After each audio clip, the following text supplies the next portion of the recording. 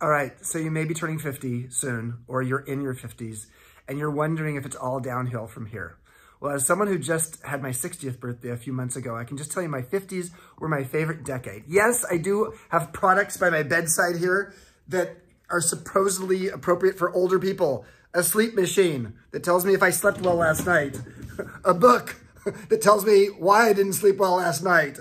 A book that tells me why I don't breathe quite as well as I used to. I might as well have a book that tells me why I don't have as much sex as I used to. Heel balm every night. Yes, my feet get cracked. But I don't care if I have to put heel balm on my heels every night. What I appreciate is that in my 50s, I've had some of the best experiences of my life.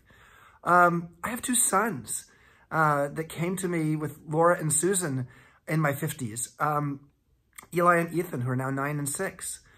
I wrote a book that came out, when I was 51, called Emotional Equations, that went onto the New York Times bestsellers list. Best-selling book I've ever written. I went and just created something called Fest 300, focused on the 300 best festivals in the world. And I went to Maha Kumbh Mela in India, 100 million people at the Ganges River in my 50s. And a week later, I got into, in Mumbai, I got into a romance that lasted a few years, the most intense romance I've had in my life. And then, not long after that, in fact, it was about a week or two after that, I joined Airbnb.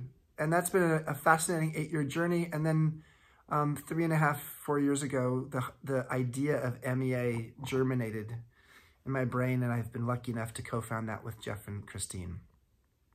So if you think it's all over after 50, let me tell you, having survived, thrived, and loved that decade, I can tell you it only gets better. Study the U-curve of happiness. Just check it out, put it in Google, and you'll see that it gets better after about age 50.